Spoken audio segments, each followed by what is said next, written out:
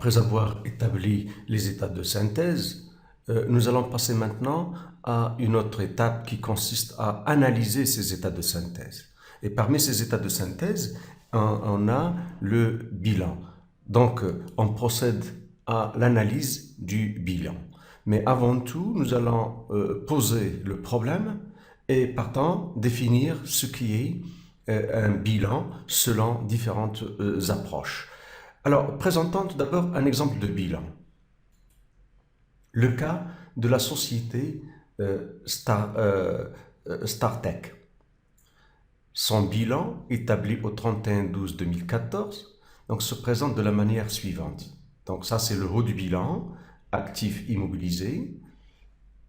Il manque les immobilisations financières, on ne les a pas. Puis le passif, les financements permanents, le financement permanent avec les capitaux propres, les dettes de financement, autres dettes, bon, et le total. Donc total 1 pour l'actif, hein, immobilisation non-valeur, immobilisation corporelle.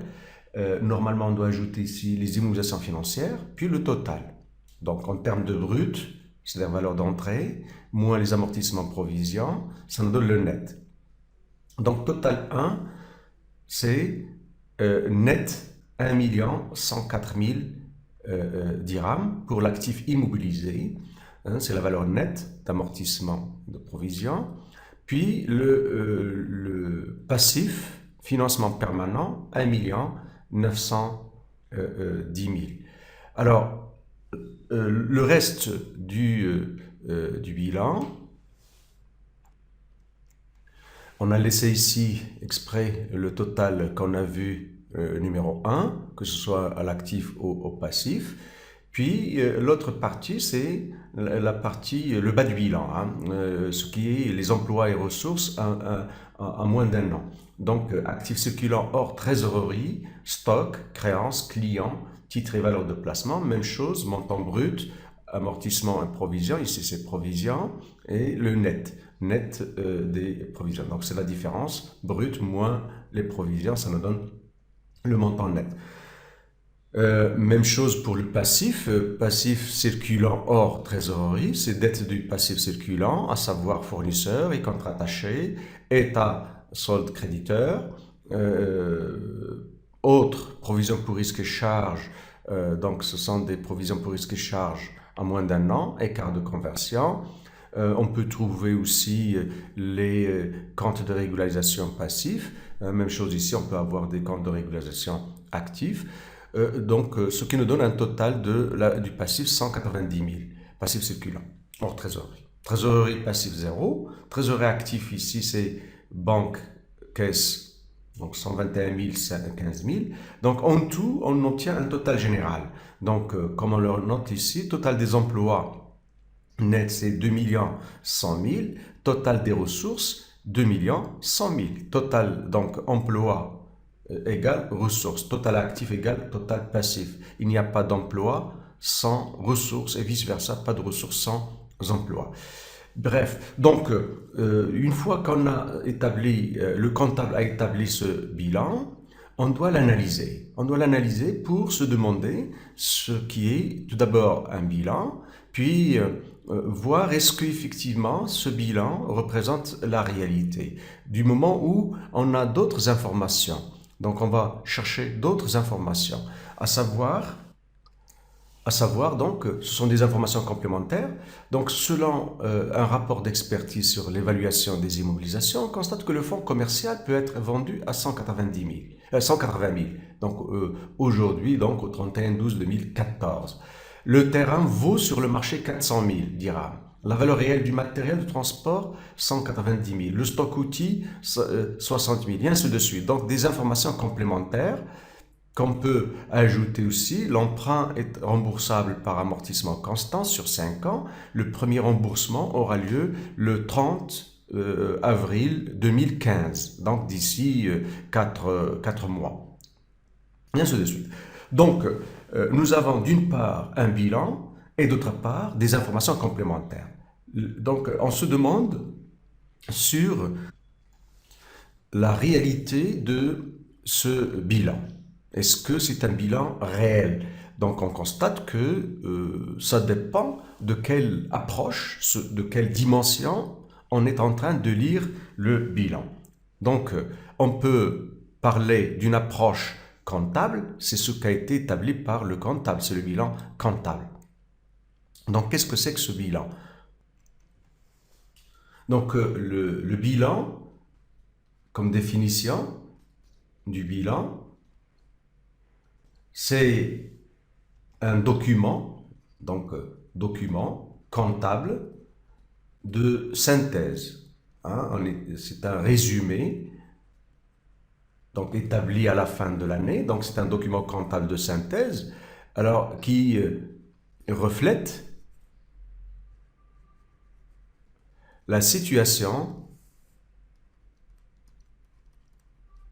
patrimoniale de l'entreprise à une date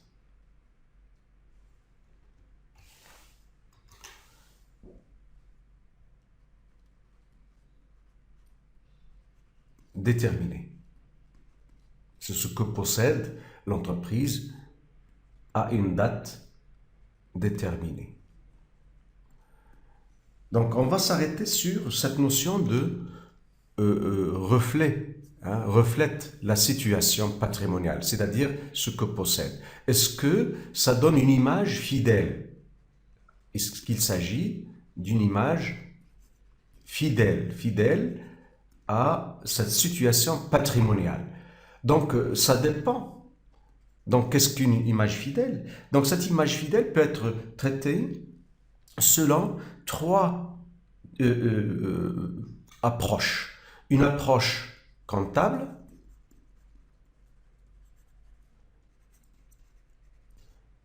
c'est ce qu'on a vu, hein, ce qui a été vu comme bilan, hein, qu'on a établi, hein, qu'on a présenté.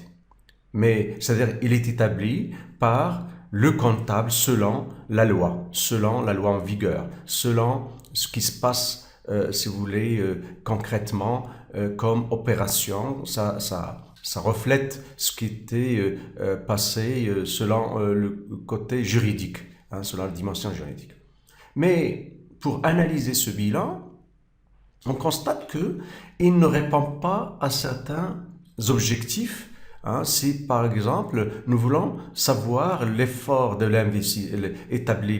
effectué par l'entreprise en matière d'investissement et de financement, en matière de l'activité, donc l'exploitation, ce qui n'est pas lié à l'exploitation, donc le bilan ne répond pas directement à ces questions.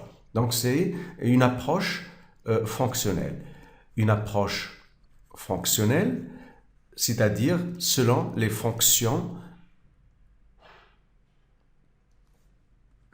de l'entreprise, de l'activité de l'entreprise et donc partant des éléments constitutifs du patrimoine, donc du bilan, à savoir donc l'investissement, financement, exploitation, hors exploitation. Hors exploitation, c'est-à-dire que n'est pas lié à les éléments qui ne sont pas liés à l'exploitation. Alors, le bilan comptable répond en principe, donc selon le plan comptable marocain, le bilan, elle est établi selon une approche comptable, mais aussi une approche fonctionnelle. Nonobstant, ça nécessite quelques petits traitements pour arriver finalement à distinguer ces éléments-là. Or, ces deux approches, cette approche ne nous intéresse pas, donc on va s'intéresser à une autre approche plus concrète, plus pragmatique, c'est dire est-ce que c'est une approche réelle? Donc est-ce que c'est un patrimoine réel? Approche financière ou approche réelle. Donc, c'est-à-dire, est-ce que ce bilan donne une image fidèle, réelle au patrimoine de l'entreprise? On constate que le bilan comptable ne donne pas cette approche réelle. Ainsi, par exemple, Si on prend par exemple le fonds commercial, sa valeur c'est 150 000, c'est-à-dire il a été acheté pour 150 000, c'est son coût historique, sa valeur d'entrée. Même chose pour le terrain, le coût historique. 300 000, c'est la valeur d'achat, donc d'acquisition de cette immobilisation au moment où on l'a acquise. Donc ça fait 2 ans, 3 ans, 4 ans, ça dépend de la date d'acquisition de cette immobilisation. Et ça continue à figurer au bilan comptable pour sa valeur d'acquisition en respectant le principe de coût historique. Mais réellement, nous avons vu que, par exemple, d'après les informations, la valeur du fonds commercial réel, ce n'est pas 150 000, mais 180 000. La valeur du terrain, c'est pas 300 000, mais 400 000, et ainsi de suite. Donc des immobilisations dont la valeur peut être inférieure à leur valeur réelle ou supérieure donc par rapport à la valeur comptable. Donc la valeur comptable peut être soit supérieure, soit inférieure à la valeur réelle. Donc il faut retraiter ça. De même, on va trouver que certains éléments de stock, nous l'avons vu le cas du stock par exemple outil, normalement le stock pour le comptable il est classé dans l'actif circulant hors trésorerie, mais dans la réalité on va trouver qu'une partie de ce stock est constante, ne change pas. Donc on doit toujours avoir un stock minimum, donc stock outil, qui ne sera utilisé qu'au cas où au cas exceptionnel, c'est-à-dire pour éviter la rupture de stock. Donc, mais il faut juste rapidement le reconstituer. Donc, la somme d'argent employée dans ce stock, ce n'est pas une somme circulante, ça ne fait pas partie réellement de l'actif circulant. Donc, c'est un actif stable. Donc, ça fait partie du haut du bilan. Donc, il faut corriger ça. Donc, il faut procéder au reclassement et la correction. Donc, que ce soit au niveau de l'actif ou du passif. Et finalement, on obtient un bilan financier. C'est-à-dire qu'on va partir du bilan comptable plus les informations qu'on a présentées. Donc, on va procéder à des retraitements pour arriver finalement à des valeurs financières et présenter un bilan financier qu'on peut le présenter d'une manière condensée, c'est-à-dire on ne retient que les grandes masses. Alors, qu'est-ce que c'est qu'alors le bilan financier ou bilan liquidité? Donc, selon cette approche financière ou approche liquidité, donc selon cette approche financière, on peut dire que le bilan financier, c'est un document comptable qui reflète la situation réelle. Il donne une image réelle. Donc, reflète la situation patrimoniale au niveau financier, donc situation financière réelle de l'entreprise à une date déterminée. Il est présenté d'une manière simplifiée. Donc, nous allons partir d'un bilan comptable plus des informations complémentaires pour déterminer, donc pour procéder à un retraitement et déterminer, donc des retraitements pour déterminer ou établir un bilan financier. Donc on va le présenter d'une manière simplifiée, condensée.